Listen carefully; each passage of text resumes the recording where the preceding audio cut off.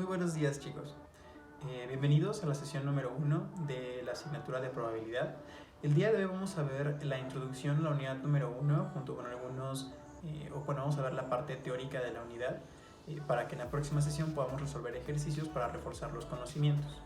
Es de suma importancia que durante el desarrollo del siguiente video vayan tomando anotaciones o apuntes acerca de los conceptos, de las fórmulas y de aquellas partes que ustedes consideren importantes para resolver ejercicios posteriormente.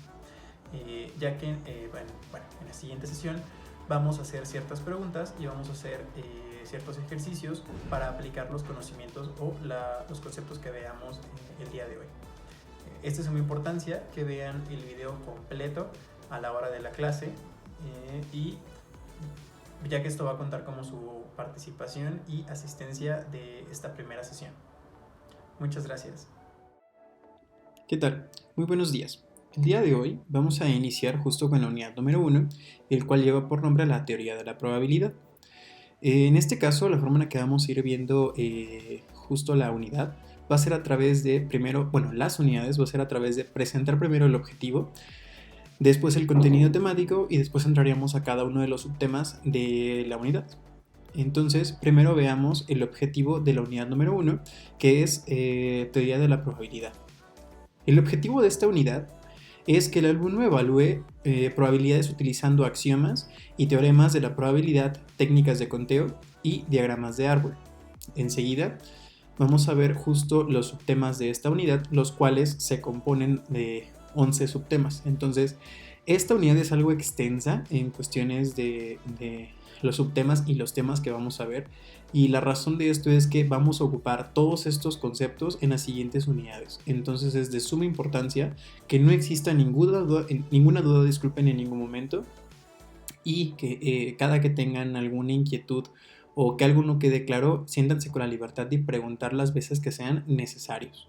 Porque si nos quedamos en alguno de los temas que estamos viendo en este momento, muy probablemente en los siguientes temas vamos a tener dificultades para poder entenderlos. Entonces, esta primera unidad es la base de toda la asignatura. Por eso es muy importante y voy a tratar de irme algo rápido en la parte teórica, pero sí me voy a detener mucho en la parte práctica o de ejercicios.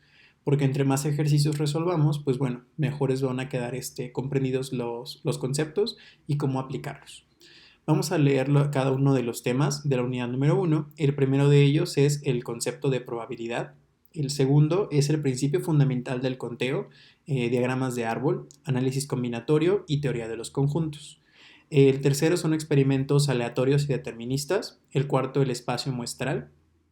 El quinto, eventos y su clasificación. El sexto, enfoques, interpretaciones y escuelas de la probabilidad. El séptimo, axiomas y teoremas básicos. El noveno, probabilidad de eventos independientes. El décimo, probabilidad total. Y el onceavo, teorema de Bayes. Entonces, como pueden ver, sí está un poquito extenso o sí es un poquito completo la primera unidad, pero es debido a lo que les comentaba hace un momento.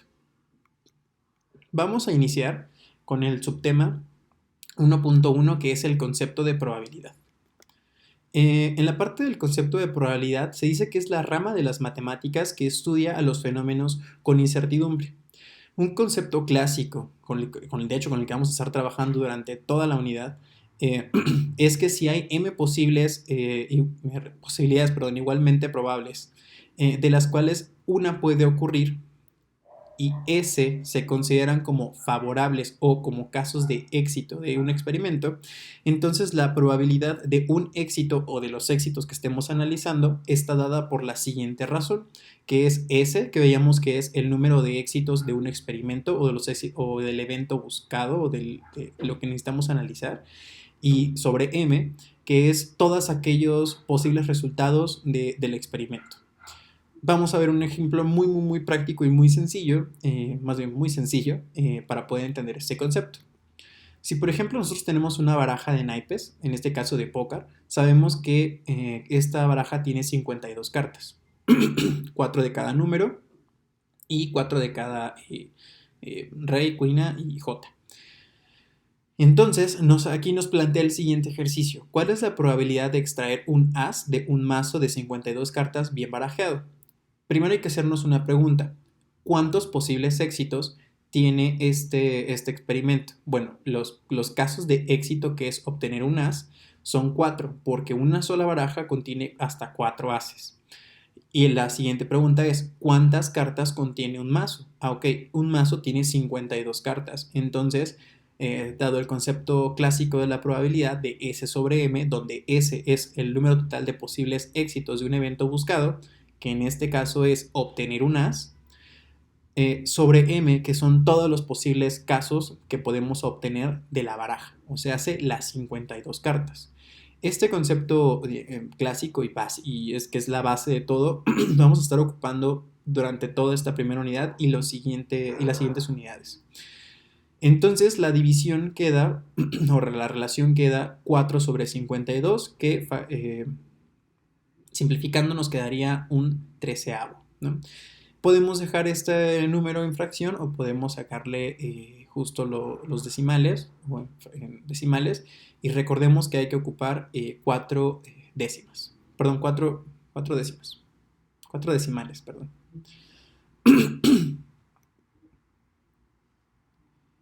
Veamos ahora el tema 1.2, que es el principio fundamental del conteo, diagramas de árbol, análisis combinatorio y la teoría de los conjuntos.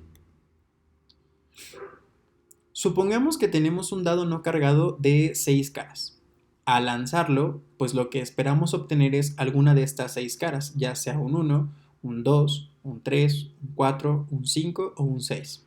Desde aquí podemos hacer ya algunas preguntas, como por ejemplo, ¿cuál es la probabilidad de obtener un 3? Pues sí, ¿cuántas caras con el número 3 están en un dado? Una. ¿Y cuántas caras tiene el dado? 6. Entonces es 1 sobre 6. Si lanzamos un dado y decimos cuál es la probabilidad de obtener un 1 y un 2, eso es imposible. ¿Por qué? Porque en una sola tirada no podemos obtener dos números, solamente podemos obtener uno de ellos. Y si decimos cuál es la probabilidad de obtener un 1 o un 2, aquí sí podemos ocupar el o. ¿Por qué? Porque estamos diciendo que nos interesa conocer cuando obtengamos un 1 o nos interesa conocer cuando obtengamos un 2. La pregunta sería, ¿cuántos unos y cuántos 2 hay en una cara de un dado? Pues hay un 1 y hay un 2. ¿Y cuántas caras tiene un dado? 6. Entonces la probabilidad sería 2 sobre 6, que sería un tercio. Y la probabilidad sería de un tercio o 0.3333. Desde un simple ejercicio como estos, desde aquí podemos ver que podemos analizar casi cualquier fenómeno, más bien cualquier fenómeno con incertidumbre con este concepto clásico. En algunas ocasiones hay que hacer algunas operaciones un poquito más complejas para obtener esta S y esta M. Y justo más adelante le vamos a dar un nombre a esa S y a esa M. Ahora, ¿qué pasaría si en vez de tener un dado, tuviéramos dos dados con 6 caras? ¿Cuántos posibles acomodos podríamos obtener? Y aquí es donde empieza a ser un poquito complicado quizá la obtención, porque muchos dirían, bueno, pues si tengo 6 de uno y 6 de otro, pues son 12 posibles resultados. Y no es correcto. Aquí es justo donde entra este concepto del principio fundamental del conteo, el cual nos indica que a menudo se denomina como la regla de multiplicación o el principio fundamental del conteo, y esto establece que si una operación o un ordenamiento se puede ejecutar de n formas diferentes, y si para cada una de estas se puede llevar a cabo una segunda operación u ordenamiento, que sería en n2 formas diferentes, y así sucesivamente, digamos, un tercer ordenamiento con n3 formas diferentes, hasta un número k de veces que podemos ordenar un mismo experimento, tenemos que el total de operaciones o el total de ordenaciones que podemos obtener de este experimento sería la multiplicación de cada una de esas n formas de poder hacer cada ordenamiento. Lo que decimos es n1 por n2 por n3 por n4 por nkésimo formas que nosotros quisiéramos analizar. Entonces regresemos un poquito a justo esta pregunta que nos planteábamos. Si tuviéramos dos dados de 6 caras no cargados, o sea, sé que tiene la misma probabilidad cada cara de obtenerse, ¿cuántos posibles acomodos pudiéramos tener? Si el primer dado, que sería el del color azul, puede tener 6 posibles resultados, y el dado de color rojo también tiene 6 posibles resultados, entonces lo que esperaríamos obtener es 6 por 6, 36. Entonces, podríamos obtener hasta 36 posibles diferentes ordenaciones de este mismo experimento. Aquí podemos ver que en el eje vertical tenemos el dado rojo desde el 1 al 6 y en el eje horizontal tenemos el dado azul también desde el 1 al 6. Y vemos todas las posibles combinaciones que son las intersecciones entre las filas y columnas. Este es el principio fundamental del conteo. Si nosotros tuviéramos algún otro número o dato, pues no tendríamos que hacer un poquito más complejo esta tabla o esta representación gráfica, pero se cumpliría el multiplicar 6 por el número de ordenamientos que puede tener, digamos, el otro experimento. También se pueden combinar, lanzar un dado con una moneda. Por ejemplo, o sea, si vemos cuántas son las combinaciones que se puede obtener al lanzar un dado y una moneda tiene dos posibles, cara o cruz, y un dado tiene 6. Entonces 6 por 2, 12.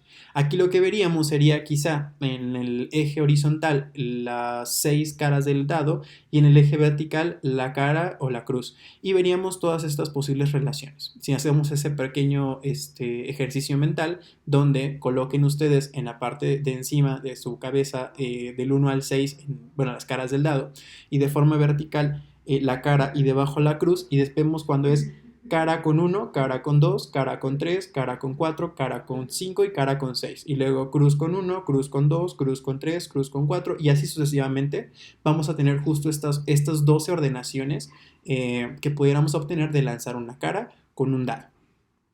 Esto, el principio fundamental del conteo, también se puede representar a través de algo llamado el diagrama de árbol. ¿En qué consiste esto? El diagrama de árbol consiste en colocar justo todas las posibles primeras opciones que se pueden obtener, en este caso del dado azul, y debajo colocaríamos todas las posibles opciones que se pueden obtener, en este caso del dado rojo. Y vemos que están el dado azul con la cara 1, con los 6 posibles resultados del dado rojo. Y si nosotros sumamos todas las terminaciones de este árbol, porque al final del día se hace como una especie de árbol, pues tendríamos 36 posibles combinaciones, donde vemos que es el dado azul con la cara 1, con cada una de las caras del dado rojo, 1, 2, 3, 4, 5 y 6. Y así sucesivamente hasta llegar al dado número 6, bueno, de la cara 6 de color azul, con los 6 posibles combinaciones con el dado el dado rojo con las 6 caras del dado. Con el diagrama de árbol se pueden hacer bastantes operaciones, bastantes ejercicios, y a veces nos puede facilitar mucho el análisis de muchos ejercicios. Entonces, eso es lo que vamos a hacer en la siguiente sesión, que es justo practicar con este principio fundamental del conteo, mezclarlo un poquito con el tema del diagrama de árbol, y podemos hacer el mismo ejercicio de las monedas con las 6 caras del dado. Imagínense que ahora en vez de tener las 6 caras del dado rojo abajo, solo tuviéramos las dos posibles opciones de la moneda, la cara o la cruz. Entonces veríamos cara 1 del dado con la cara 1 del dado con la cruz, cara 2 del dado con la cara y la cara 2 del dado con la cruz, y así hasta llegar al número 6. En cualquiera de las dos formas vamos a obtener el resultado de las 12 posibles combinaciones, pero esto recuerden que es un pequeño ejercicio mental para poder ir ejercitando la mente en ello. Háganlo, si quieren tómense un poquito de tiempo, tomen un poquito de agua y continuamos. Veamos ahora el análisis combinatorio. Con frecuencia nos interesamos en un grupo de objetos que contiene como elementos a todas las posibles ordenaciones o arreglos específicos de ese grupo de objetos. Las posibles ordenaciones o arreglos reciben el nombre de permutaciones o combinaciones. Una permutación es un arreglo de todo o parte de un conjunto de objetos. Veamos algunas definiciones básicas del análisis combinatorio. El primero de ellos va a ser la definición de un factorial. El factorial de un número entero no negativo se denota mediante el símbolo de admiración y corresponde al producto de los números naturales menores o igual que él. Se dice que se podría decir que 1 factorial es igual a n por n-1 por n-2 hasta llegar a 1. O sea que esta resta nos diera 1. Y además se tiene que el factorial de 0 es 1. En este caso, si nosotros, la forma práctica de verlo es, por ejemplo, 3 factorial, 3 por 2 por 1.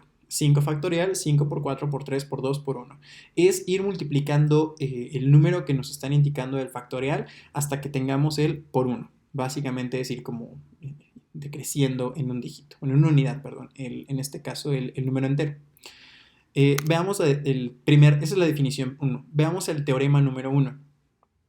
Este teorema nos dice que el número de permutaciones de n objetos cuando se toman r a la vez es el número de permutaciones de r objetos escogidos de un conjunto n de objetos distintos y se da por la fórmula de la permutación, que es esa p mayúscula, de r en n objetos. Yo acostumbro a manejarlo así. Pongo del lado izquierdo inferior el número total y del lado como sufijo, que sería la r, el número de objetos que vamos a tomar de este total, ¿sale? Las permutaciones o este primer teorema se ocupa cuando nos interesa quién fue el primer seleccionado, quién fue el segundo, quién fue el tercero, quién fue el cuarto. Entonces, cuando sucedan, en este caso, ejercicios o cuando los ejercicios planteen que nos interesa el orden en que se escogieron, bueno, entonces estamos hablando de que hay que usar el teorema número 1 y que es una permutación. Veamos algunos ejemplos. El primer ejemplo nos dice que en cuántas formas podemos hacer una primera, una segunda, una tercera y una cuarta elección entre 12 empresas de renta de equipos para construcción. Lo que nos está diciendo es que vamos a tener a las 12 empresas y queremos ver de cuántas formas podemos ordenar a estas 12 empresas para obtener 4. Vamos a ver todos los ordenamientos y vamos a quedarnos con 4.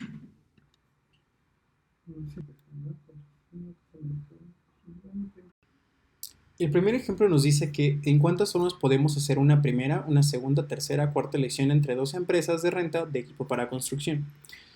Entonces vamos a ordenar justo lo que les comentaba. La P mayúscula que nos indica que estamos ocupando el teorema número 1 o en este caso una permutación. Tenemos los 12 elementos totales de los cuales vamos a elegir 4, o sea es una permutación de 4 en 12. Y tenemos la siguiente operación donde veíamos que es n sobre n menos r factorial.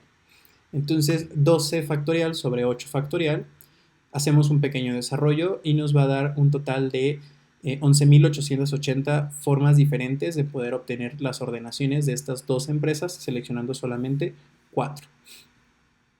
Un segundo ejemplo puede ser de cuántas formas diferentes un sindicato local puede, con 25 miembros, puede elegir un presidente y después a un vicepresidente.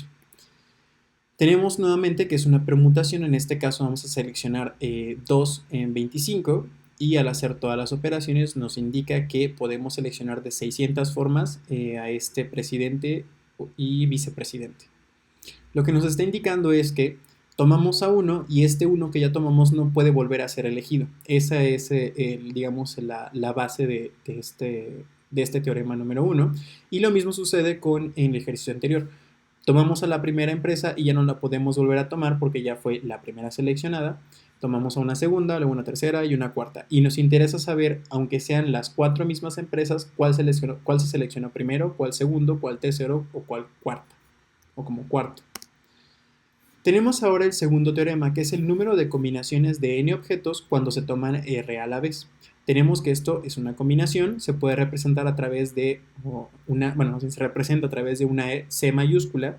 Del lado izquierdo inferior podemos ver el número total de elementos y del lado inferior derecho podemos ver el número de elementos que vamos a tomar de este total. También se puede representar a través de estos paréntesis sin un signo de división, ahí cuidado, ya que a veces lo ponen, de n sobre, n de r o r en n, que sería lo mismo, n número de objetos totales y r que representa el número de objetos que vamos a seleccionar de este total. Vemos que la fórmula de las combinaciones nos indica que es n factorial sobre r factorial multiplicado por n menos r y el factorial de esa resta.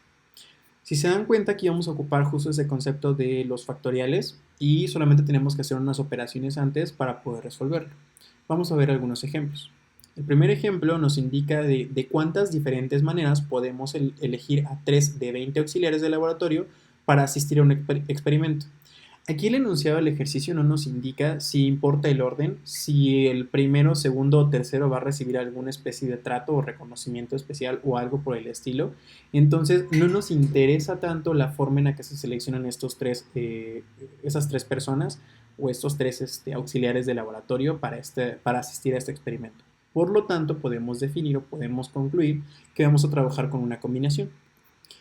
Describimos tal cual que es una combinación de 3 en 20, o sea, vamos a seleccionar a 3 elementos del total de 20 y tenemos la operación 20 factorial sobre 3 factorial multiplicado por 20 menos 3 y el factorial de esa resta. Esto nos da un total de 1140. Después, o bueno, como segundo ejemplo, vamos a ver en cuántas formas diferentes puede un director de un laboratorio de investigación elegir a 2 químicos de entre 7 aspirantes y a 3 físicos de entre 9 candidatos. Aquí se torna un poquito más complicado. ¿Por qué? Porque tenemos dos diferentes tipos de personas. Tenemos a los químicos y tenemos a los físicos. Y vamos a seleccionar a 2 químicos de 7 totales o vamos a seleccionar a 3 físicos de 9 candidatos. Si se dan cuenta, aquí tenemos un caso del principio fundamental del conteo, donde tenemos 12 experimentos diferentes y queremos saber de cuántas formas podemos ordenarlos. Si nosotros hacemos la combinación primero para los químicos, tenemos que seleccionar 2 de entre 7 y nos da 21 combinaciones. Y para los físicos nos dan 84. Por lo tanto, podemos concluir que por el principio fundamental del conteo, si multiplicamos 21 por 84, nos da un total de 1764 formas diferentes en las que podemos elegir a este equipo de trabajo que el director del laboratorio puede elegir este equipo de trabajo. Si se dan cuenta, ya aquí vemos una pequeña diferencia entre la combinación y permutación, que es si nos interesa o no el orden de elección o la forma en la que están seleccionados los elementos dentro de, digamos, la totalidad de los elementos. El teorema número 3 nos dice que es el número de permutaciones de n objetos ordenadas de forma circular, o sea, si estuviéramos en una especie de mesa redonda o en un juego de mesa o en algo por el estilo y queremos saber de cuántas formas podemos sentarnos o acomodarnos a través de un círculo, pues bueno, va a ser el resultado de n-1 factorial. Por ejemplo, en un juego de mesa con 6 participantes, ¿de cuántas formas diferentes pueden acomodarse los jugadores, sabiendo que una vez que se sitúe el primero, no podrán cambiarse y que el juego se desarrolle en contra de las manecillas del reloj? Aquí el enunciado tiene algunos datos que son, digamos, como que no nos dice mucho o no sabemos por qué nos los indica. Entonces hay que tener cuidado con ese tipo de ejercicios que pareciera que tienen información basura, pero solamente es parte del enunciado. En este caso solo nos interesa saber que se sienta una persona o se coloca una primera persona y de ahí se empiezan a colocar los demás. Podemos considerar que es un acomodo circular y entraría justo en el teorema número 3. Si hacemos las operaciones, sabemos, bueno, más bien sería sustituir, el total de jugadores pues es 6. Entonces 6 menos 1, 5 y 5 factorial nos daría un total de 120 acomodos distintos de cómo se puede elaborar este juego. O cómo se puede, digamos, cómo se pueden acomodar en este caso los jugadores en este juego de mesa o para este juego de mesa. Después tenemos las permutaciones con combinación las permutaciones con repetición. En esta se refiere a que un elemento seleccionado puede volver a ser seleccionado. O sea, por ejemplo, si tuviéramos el caso de las empresas, si pudiéramos seleccionar a una empresa más de una vez, pues entonces, en vez de ocupar el caso particular de la permutación, ocuparíamos el caso de la permutación con repetición. La permutación con repetición se denota a través de una P con una R mayúscula, que es permutación con repetición, y de la misma forma se dice que del lado inferior izquierdo colocamos el número total de elementos de los cuales se van a elegir R número de elementos. Y decimos que es una permutación con repetición de R en N. Vemos que esto es igual a el exponente de N a la R. Y el resultado de eso es lo que nos daría, pues bueno, todas las posibles ordenaciones o combinaciones, o en este caso las ordenaciones, no combinaciones, las ordenaciones de un evento o de algún ejercicio en específico. Vamos a ver un ejemplo. Las placas distintas de automóviles pueden generarse si cada placa posee 3 dígitos y 3 letras, vamos a considerar un alfabeto de 26 letras. Tenemos que hacer nuevamente, por el principio fundamental del conteo, aquí no nos lo indica de forma explícita, quizás eso haría falta un poco en el enunciado, pero podría indicar que las letras y los dígitos y las letras se pueden repetir en la placa. Entonces, se consideran que es primero la permutación de 3 en 10, porque tenemos 10 posibles dígitos desde el 0 hasta el 9. Entonces sería una permutación con repetición de 3 en 10 multiplicado por una permutación con repetición de 3 en 26. Nuevamente, el primero representa los 10 posibles dígitos que podemos tomar considerando desde el 0 hasta el 9. Y de esos 10 dígitos vamos a tomar 3 y los vamos a ver cómo los podemos ordenar.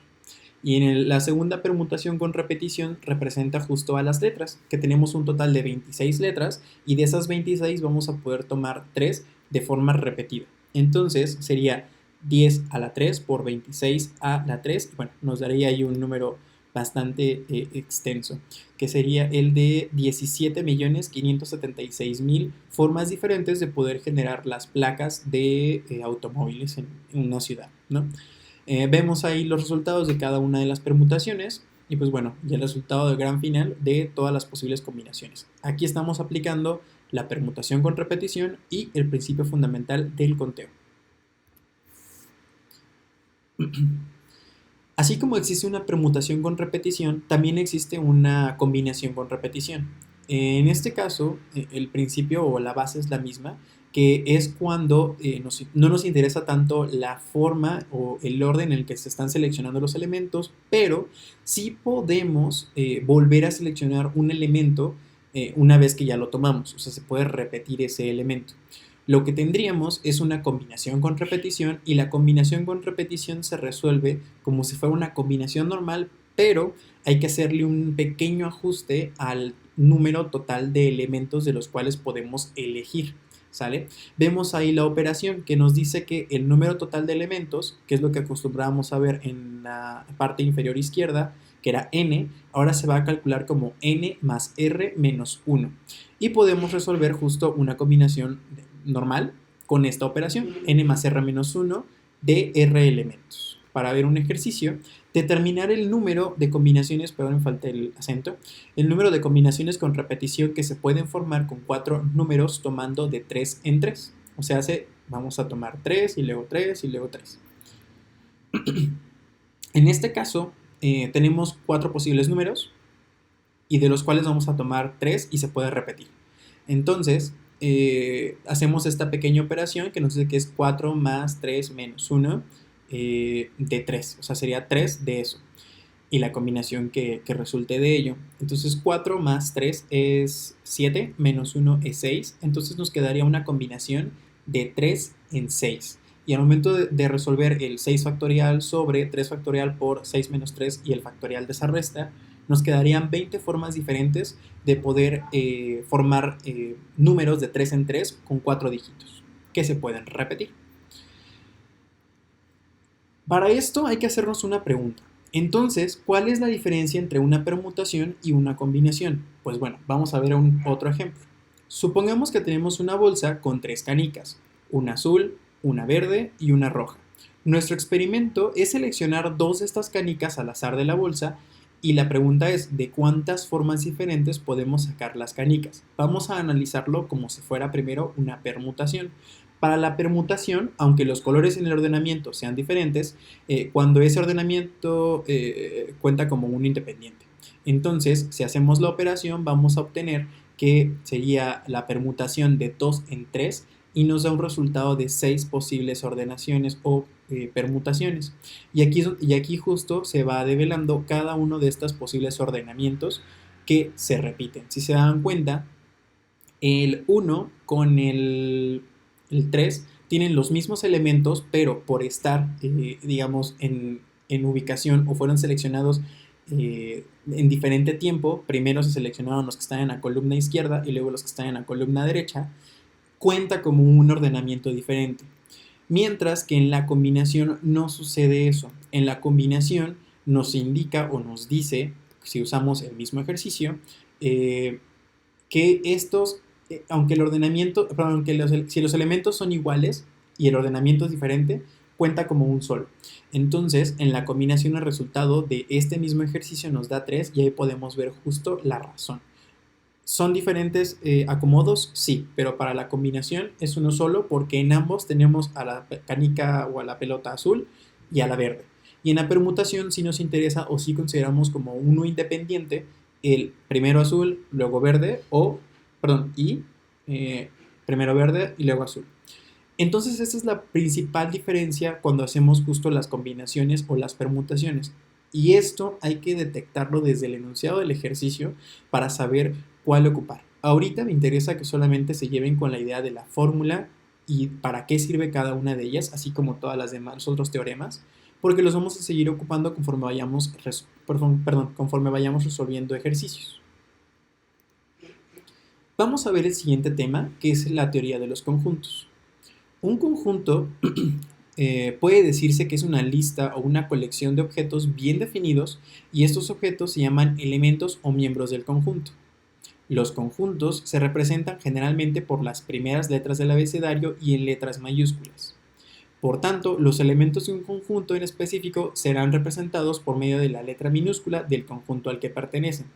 O sea, si algún elemento que esté dentro de algún conjunto, lo vamos a ubicar con la letra, pero en minúscula, del conjunto que pertenecen. Y si hay más de un elemento, pues puede ser, por ejemplo, si el conjunto es la letra A mayúscula, un elemento va a ser A1, un segundo elemento A2, un tercer elemento A3. Y así sucesivamente hasta tener infinitos elementos, ¿no? Este concepto de pertenencia lo establecen los elementos que definen a los conjuntos. La notación de este concepto es A minúscula o el elemento A pertenece al conjunto A. Entonces, ahí vemos cómo podemos denotarlo y cómo podemos leerlo. El elemento A pertenece al conjunto A, ¿sale? En caso contrario, cuando un elemento no pertenece a un conjunto, la notación queda de la siguiente forma. B no pertenece al conjunto A, ya que B pertenecería en dado caso a un conjunto B mayúscula.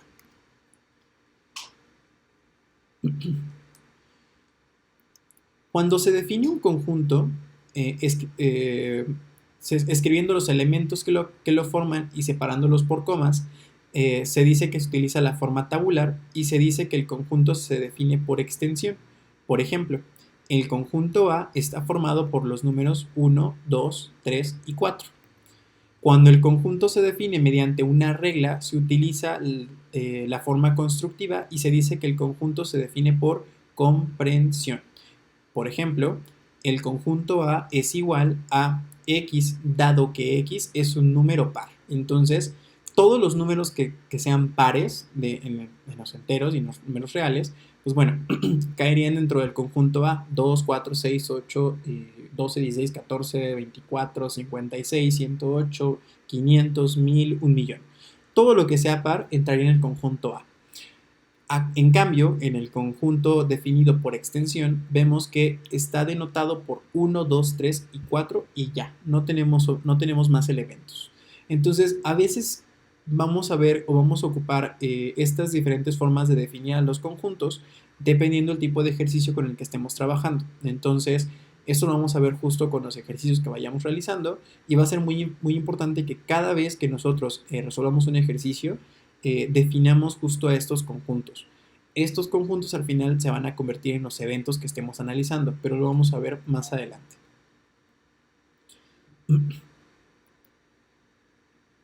Sea el conjunto C es igual a X, dado que X es un día de la semana, si se dan cuenta, este conjunto se conforma por medio de los elementos lunes, martes, miércoles, jueves, viernes, sábado y domingo.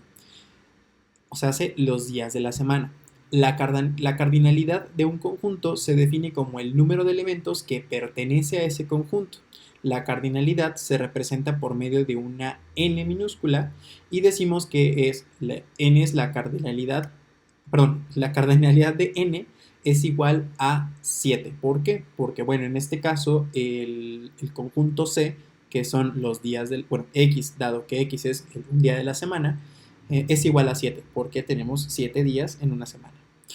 Entonces, hasta aquí vamos a dejar por lo menos en esta sesión o en esta parte, en esta clase de hoy, debido a que son como bastantes conceptos que hay que absorber y nos veríamos en la siguiente sesión ya para hacer algunos ejercicios y reforzar lo que acabamos de analizar. y después vamos a seguir con el temario normal. Muchísimas gracias y nos vemos en la próxima clase. Hasta luego. Muchas gracias por ver el video de forma completa. A continuación va a aparecer una liga a la que van a tener que acceder para contestar unas preguntas que van a fungir como participación y asistencia de esta primera sesión de la asignatura de probabilidad. Por ello era muy importante que se quedaran hasta este momento de la presentación y del video. Nuevamente muchas gracias por haber estado en la sesión completa en línea y les deseo que tengan un buen fin de semana y buen día. Hasta luego.